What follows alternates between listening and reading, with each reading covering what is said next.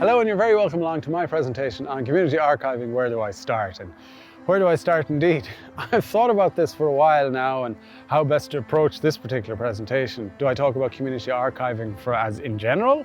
Do I talk about how to create a community archive? And then it dawned on me that the clue is actually in the name, community. So what we're going to do today is we're going to talk to community members and about what they're doing. So over the next 20 minutes, you're going to hear from Lorna Elms, who's the ICANN Community Development Officer. You're going to hear from Mary O'Malley from Louisburgh and Killeen Heritage. You're going to hear from Eric Shaw from Clarecastle and Ballyea Heritage and Wildlife Group. And you're going to hear from Antoinette Lydon from Uachtarard Heritage. Now, ICANN is about a lot of things. Now, I would ask you to visit our website on www.ouririshheritage.org for a fuller picture of what we actually do. But for the sake of this presentation, I'm going to focus in on our community members. So in essence, what we do is we enable our community members to develop their own archive, and from that, their own website to display their collections online. We're here today at the National Museum of Ireland Country Life, where we're going to speak to Lorna Elms, who's the ICANN Development Officer.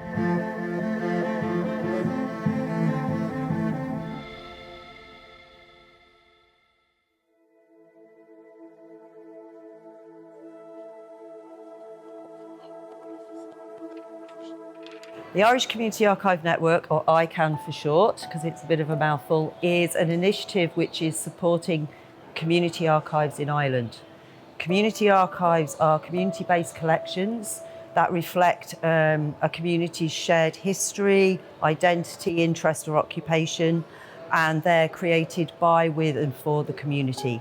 The primary focus of ICANN is to support volunteer groups to digitise their local sources, local records, and to create digital community archives. Who's involved? Well, ICANN is a National Museum of Ireland initiative. It's jointly supported by the Heritage Council, which is Ireland's state agency for heritage, and it's delivered in partnership with participating local authority heritage officers and community groups across Ireland.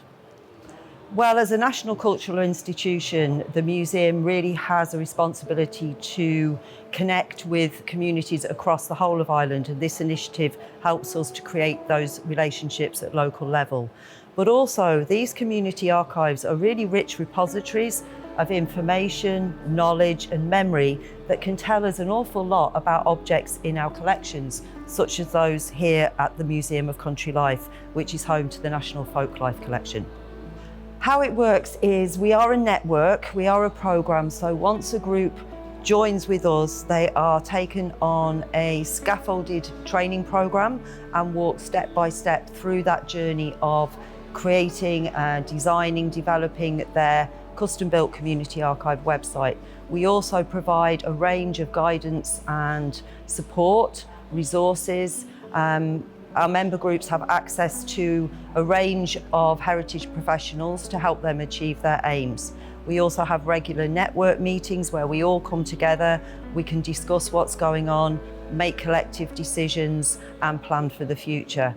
I suppose our key focus is the digitisation of local records and the creation of a digital archive. So this entire programme is really quite technical, and hence we have our network administrator to help support the project.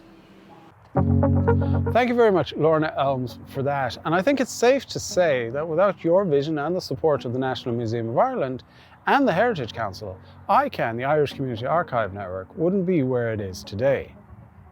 Next, we're going to go to Mary O'Malley from Louisburgh Killeen Heritage. We're going to talk to her about where it all started.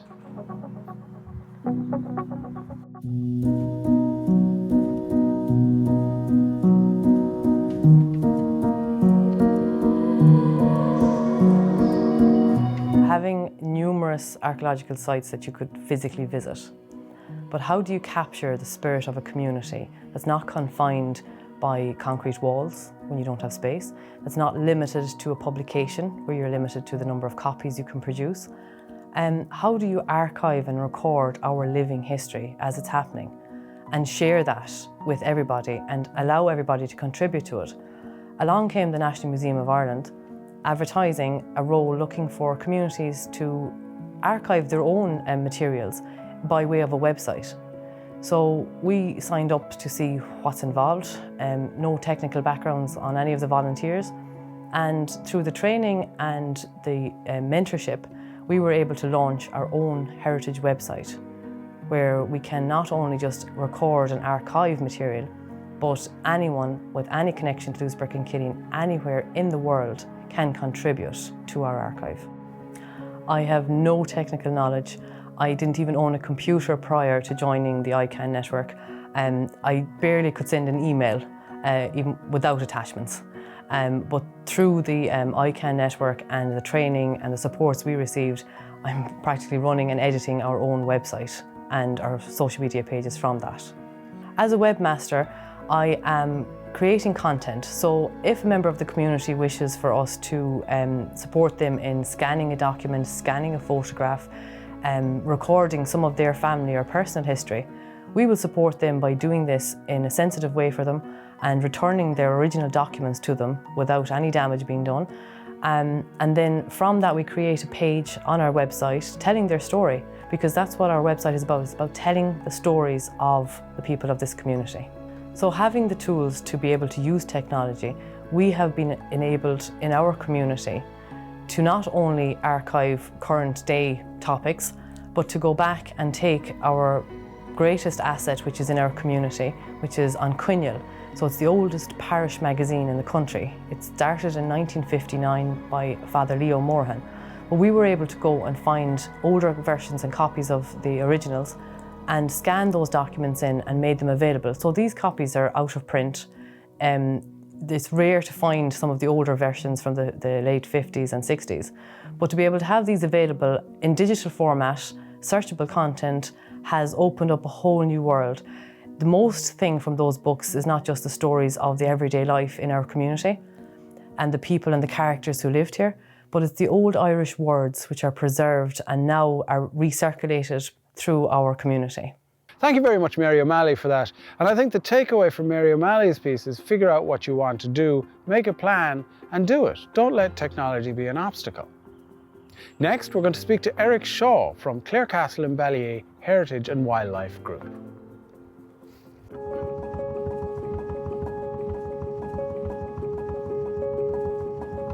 Well, our group came together in 2012. It was really in preparation for the year of the gathering in 2013. So we began to collect our parish records, if you like, the church, school records, graveyard records, all that type of thing, so that if we had a visitor, we could bring him to the house where his ancestors came from, the school that they might have gone to, the church where they might have been married in or baptized in, and the graveyard where they might have been buried. So that was our initial work. And with the year of the gathering then, 2012, 2013, we continued on as a heritage group and wildlife group. And we began to gather more records, particularly old photographs. We had publications, we had research papers. So we ended up with a lot of records like that were in drawers on individual computers, and it was a source of worry to us. And we didn't really know how to handle this growing mound of records to preserve them for the future. And as luck would have it, in 2019, we were invited by ICANN to join a pilot scheme where ourselves and 3 other groups from Clare were asked to undertake training in order to develop a website that we could in time learn how to upload all our records onto.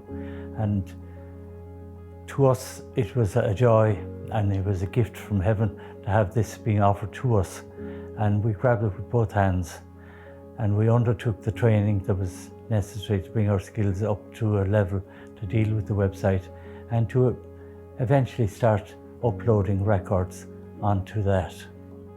Well, I suppose to continue on from what Kathy had done on one of her trips home just before COVID. She went to the Land Valuation Office in Dublin and she copied all the records to do with the other 47 townlands that make up the parish of Clarecastle-Ballyea. There's 49 townlands in all, and she had dealt with 2 of them. She copied the 47 more records, brought the whole lot back to Australia, and began to feed myself and Hassan with spreadsheets as she had finished them, and we began to upload those.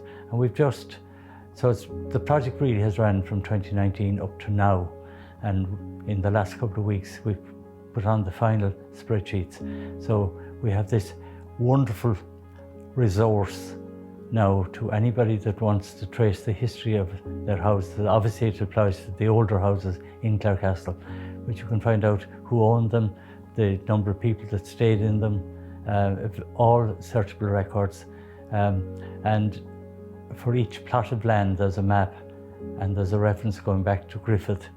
So from 1855 up to 1970, the whole property record is there for anybody that wants to research the story of their house. Well, there was a question of what we would do with this, and we had to go and talk to Hassan, to Lorna, and that. It was something that ICANN hadn't dealt with before. It had the makings of a big project, and we had to find ways that we could upload maps, spreadsheets, introductory documents and that on in a legible way and also in a searchable way, which was important to us. And lo and behold, ICANN came up with a solution, and we began slowly to upload the 10 spreadsheets and ancillary documentation. So it began to build up this, what has grown to a wonderful project, this Who's Been Living in My House. Well, on receipt of the typed up spreadsheet, the supplementary paperwork to do with that from Kathy, it was a question for me then to sit down at the computer and create a new post. And there was a system to be gone through that the spreadsheet could be uploaded onto the website, the map could be uploaded as an image, and the Word document that described that particular townland was also uploaded. So those were the 3 stages that you went through. And from the magic then of the computer and Hassan's work behind the scenes, this appeared as a post for a particular townland, giving a list of the properties, the occupancy of those properties, the ownership and that. I'm not a technical person, but I can learn how to do things. I can become an expert for a while, and the only way that I can keep up that skill is by repetition, because there were gaps in the work coming from Kathy, maybe several months, and I would really have to relearn the skill again to start and go back to Hassan, and I've never got him phased with queries. So I'm delighted with the help and support of Hassan and ICANN. We have a wonderful project. Thank you very much, Eric Shaw. One thing Eric we don't give him enough credit for is Eric never asked me to do something for him. He always asked me, how do you do something? And more credit to him, so he's always learning. We're outside Uachtarard Library, where we're going to meet Antoinette Lydon.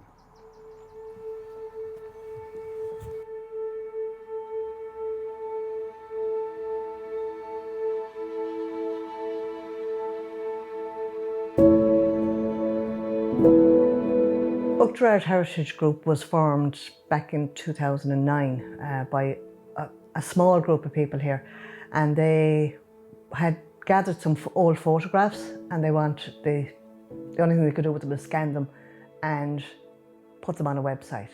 So one of the previous members contacted Lorna with an idea about possibly putting the photographs on a website. So they worked together over some years, and the site was launched, I think, in late 10 or 11. So the graveyard project that I was working on, it was GPS marking all of them, and then I took it a stage further where I thought, okay, we could gather memorial cards if they were possible. And family members have left them in to us, so we scan them. And that, again, through the training that we got from ICANN on how to scan to the proper DPI, even though I'm not going to go, you don't have to know those things, it's just so that they're not blurry. That's really, because you only get one chance at it and you have to do it right. And you know, people are kind enough to share their cards with you, and it's, once it goes on the site, it's there forevermore. And people, the diaspora, like going through stuff and saying, oh, do you remember him, and that, and it's nice memories. I know it's sad in one way, but you're keeping the memory of the person alive too. The ICANN Champions came about through the online training during COVID. It wasn't something that was planned, it was something that kind of just happened, of people saying, well, do you know how to do this, or I've used this, has anybody else used it, what do you think of it?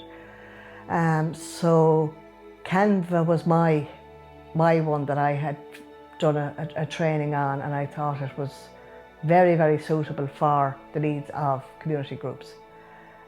So they were, because of all the features they had, it's simple to use, and it was then, Hassan asked me would I do an evening's training. So I think when people, other groups, see that it's not Hassan the techie that's teaching us rather than one of our own, and I mean that in the nicest possible way, is that you kind of say, oh, I can do that. And that's the whole, I think the main ethos of the Champions is sharing knowledge and making it very, very simplistic of, you know, this is how you do it. And if you don't know, you know, can't get it the first time, just go at it again.